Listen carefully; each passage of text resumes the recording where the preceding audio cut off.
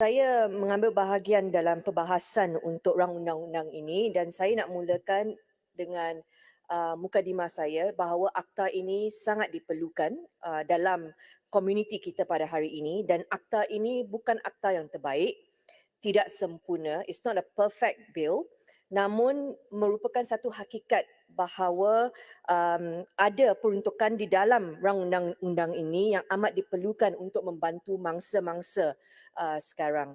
Walaupun ada pindaan, saya difahamkan ada pindaan dalam jawatankuasa yang akan dipinda oleh kementerian bahawa ia akan berkuat kuasa selepas akta ini diluluskan, tetapi saya percaya ramai telah sedia lama menunggu bertahun-tahun untuk akta ini. Yang pertamanya adalah penerimaan bil ini telah dibuat oleh Civil Society, Joint Action Group, dan saya juga telah menerima briefing note daripada mereka bahawa mereka juga setuju bahawa akta ini perlu diluluskan tahun ini kerana kita tak banyak masa lagi, dan memandangkan Joint Action Group for Gender Equality and Gender Consultancy and Young Women Making Change telah pun bersetuju, dan mereka juga telah membuat beberapa gesaan dan saya akan bacakan gesaan mereka. Satu, bahawa KPWKM perlu mendapatkan pandangan kumpulan advokasi ini termasuk organisasi masyarakat sivil yang lain dalam proses penggubalan peraturan yang berkaitan dengan organizational duty of care. Okey, yang ini sangat penting. Saya tak nak lepas rang undang-undang ini diluluskan, kementerian bertindak berjalan sendiri dan menggubal peraturan yang mungkin tidak akan diterima oleh Joint Action Group dan ahli-ahli parlimen yang lain. Saya minta supaya ada banyak lagi consultation dengan community supaya organizational duty of care yang akan diwujudkan dalam peraturan nanti tidak akan mewujudkan masalah yang baru seperti pengasingan jantina. Kalau kita kata semua organisation mesti mempunyai polisi ini, dan kalau kita tak ada tata cara yang spesifik untuk membantu mereka, saya risau overzealous employers, dengan izin ya, overzealous employers akan buat gender segregation dan ini tidak menepati hasrat penggubah undang-undang untuk mewujudkan rang undang-undang ini. Kita tak nak gender segregation, ya. Kita nak kesedaran bahawa gangguan seksual ini tidak bagus. Yang keduanya, garis panduan yang akan digubal perlu dihebarkan bagi memastikan keberkesanan pelaksanaan peraturan tersebut serta menggunakan khidmat NGO yang terlibat untuk membantu mewawarkan dan memberikan kesedaran. Ketiganya adalah pemantauan dan penilaian pelaksanaan akta ini setelah ia diluluskan, dan peraturan yang akan diinstitusikan termasuk dengan penubuhan sebuah jawatankuasa pemantauan dan penilaian yang terdiri daripada kumpulan advokasi mesti dibuat secara berkala dan kerap supaya pindaan boleh dibuat dengan cepat dan efektif.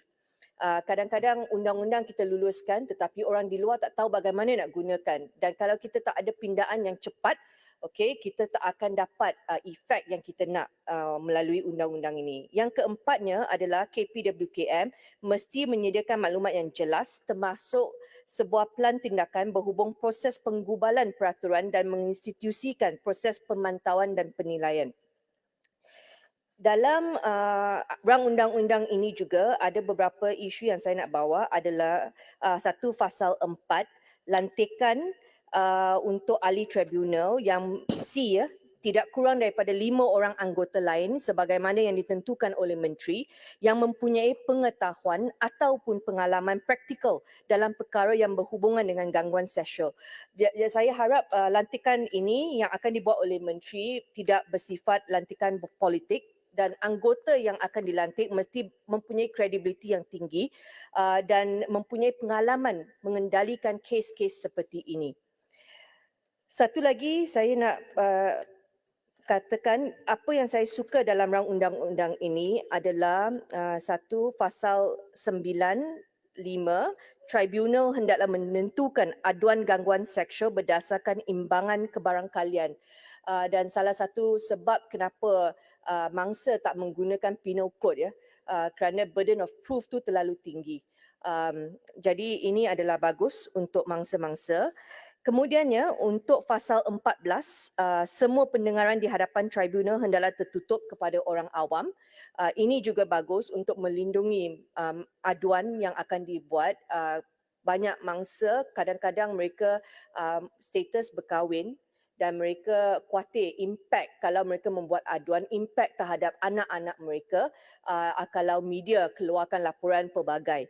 Satu lagi yang saya suka adalah mengenai pasal 20 perintah, kerana ini yang banyak pengadu mereka nak, dan kerana gangguan seksual ini banyak berlaku di tempat kerja. Dan aduan pengadu mereka tak nak tukar kerja, tetapi apa yang mereka nak, hanya mereka nak satu tindakan memohon maaf, apology. B, ada public apology. Dan C adalah untuk pampasan tidak melebihi RM250,000. Dan D adalah perintah yang difikirkan sesuai oleh tribunal. Jadi saya rasa setakat ini memang fasa-fasa ini menepati hasrat pengadu supaya mereka mempunyai perlindungan melalui akta ini. Beberapa perkara lagi saya nak sentuh untuk pasal 25 mengenai fungsi dan kuasa pentadbir untuk mengeluarkan notis atau menggalakkan apa-apa notis yang berhubungan dengan pencegahan atau kesedaran tentang gangguan seksual. Saya berharap notis yang akan dikeluarkan tidak bersifat menghukum cara orang memakai pakaian mereka. Kita memang kerap kita dengar ataupun lihat notis-notis di agensi kerajaan yang kata kalau berpakaian seperti ini tak boleh datang. Dan kalau ada banyak kes sekarang ini bila mereka membuat laporan, pegawai penguatkuasa tengok cara pemakaian mereka dan sepatutnya mereka mengambil tindakan terhadap aduan, tetapi yang selalu terjadi adalah pengadu kena marah cara pemakaian mereka. Jadi kita nak pastikan bahawa notis-notis ini tidak bersifat menghukum pengadu. Okey. Untuk pasal 26, kuasa untuk membuat peraturan, saya berharap Menteri akan juga merujuk kepada jawatan kuasa pilihan. Kita ada ahli-ahli parlimen, kita ada women caucus, dan isu ini bukan saja wanita tetapi ahli parlimen lelaki seperti Lembah Pantai juga sangat mengambil berat kes-kes seperti ini. Kalau boleh libatkan mereka lebih bagus. Dan akhir sekali adalah untuk mengatasi kes gangguan seksual ini, kita perlukan iltizam politik yang kuat. Saya nak bagi contoh pengalaman saya mengendalikan kes gangguan seksual di Hospital Sungai Buloh bersama mantan Menteri Kesihatan Dr. Zul yang duduk tepi saya sini. Apabila kita mengendalikan kes tersebut dan Menteri sendiri menghadiri pelbagai mesyuarat bersama mantan Timbalan Perdana Menteri pada masa itu, Datuk Seri Dr. Wan Azizah, dan masa dan perhatian yang diberikan oleh dua menteri ini untuk mengatasi kes gangguan seksual di Hospital Sungai Buloh memang first class. Dan mereka mengambil berat dan mereka mempunyai iltizam politik untuk memastikan ada follow through sehingga tindakan tata tertib dilakukan terhadap orang yang melakukan gangguan seksual ini. Kalau kita bandingkan dengan kes pelajar Ain di sekolah yang telah keluar dalam berita sampai pergi mahkamah, banyak isu yang datang, kita tak lihat iltizam politik ataupun azam politik yang kuat daripada menteri yang terlibat. Jadi kalau menteri sendiri tak terlibat secara proaktif untuk membantu, ia akan menghantar satu signal yang tidak positif kepada pengadu ataupun mangsa lain di luar yang sedang berfikir sama ada nak buat aduan atau tidak. Kalau mereka lihat satu mangsa dihukum, mereka tak akan berani mengambil tindakan selanjutnya. Jadi iltizam politik sangat penting. Berdasarkan pengalaman tersebut juga, saya lihat kalau kementerian akan menggubal peraturan, saya rasa perlu wujudnya juga khidmat kaunseling untuk pengadu. Sebelum kita mengambil tindakan tata tertib dan tindakan untuk kes Hospital Sungai Buloh, pelbagai mesyuarat diadakan bersama pengadu untuk menjelaskan hak mereka kepada mereka, dan ramai sebenarnya dalam keadaan tersebut mereka takut, mereka khawatir, mereka risau, mereka tak berani untuk membuat aduan dan mereka perlukan banyak nasihat ataupun didikan mengenai hak mereka. Kalau mereka nak membuat laporan polis, apa yang akan terjadi? Kalau mereka nak pergi ke tribunal, apa yang akan terjadi? Saya rasa KPWKM perlu wujudkan satu unit memberi kaunseling kepada yang terlibat dalam kes gangguan ini. Satu lagi untuk peraturan, saya rasa ada pentingnya untuk kita gubalkan satu garis panduan untuk pihak media. Kalau kita ada mangsa gangguan seksual yang sangat muda dan mereka mempunyai masa depan yang panjang, kadang-kadang laporan media mendedarkan banyak butiran spesifik sehingga mereka rasa tak apalah, kita tak nak buat aduan, tak apalah, saya nak lindungi diri saya sendiri. Dan saya juga ada lihat mangsa yang mempunyai isu kesihatan mental selepas ini. Dan saya rasa khidmat kaunseling dan garis panduan untuk media, membantu media cara untuk laporan kes-kes gangguan seksual sangat penting. Akhir sekali, harapan saya dengan adanya akta baru ini, semua institusi kerajaan termasuk penjawat awam seperti Polis Diraja Malaysia, cikgu sekolah dan semua lapisan masyarakat akan mengambil serius dan mempunyai mindset baru, mindset switch dalam pengendalian kes gangguan seksual. Dan mereka akan lihat bahawa isu ini bukan sahaja mangsa wanita tetapi lelaki juga boleh menjadi mangsa gangguan seksual, dan saya rasa kesedaran masih tidak wujud dan ada ramai ahli parlimen wanita merasakan kalau perkara seperti ini berlaku dalam parlimen, adakah mereka boleh pergi tribunal ataupun mereka nak pergi jumpa speaker ataupun mereka nak buat aduan kepada Menteri Wanita. Saya rasa semua ini masih kabur untuk ramai lapisan masyarakat.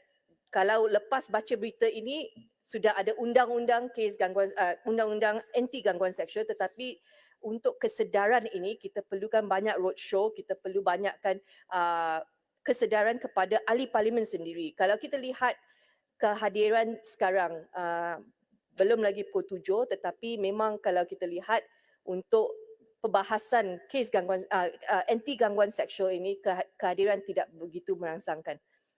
Dan walaupun isu ini adalah isu yang sangat serius. Jadi saya harap semua isu yang telah dibahas akan diberi penelitian yang serius oleh kementerian. Saya dengan silakan Lembah Pantai. Terima kasih. Sila Lembah Pantai. Ya. Terima kasih Tuan Ketua, terima kasih Yang Berhormat Segambut. Saya ingin bertanya kerana bila kita lihat mungkin untuk mulakan apa pandangan Segambut bila kita nak mulakan sesuatu yang baru, dia mesti aspek pendidikan itu sangat penting.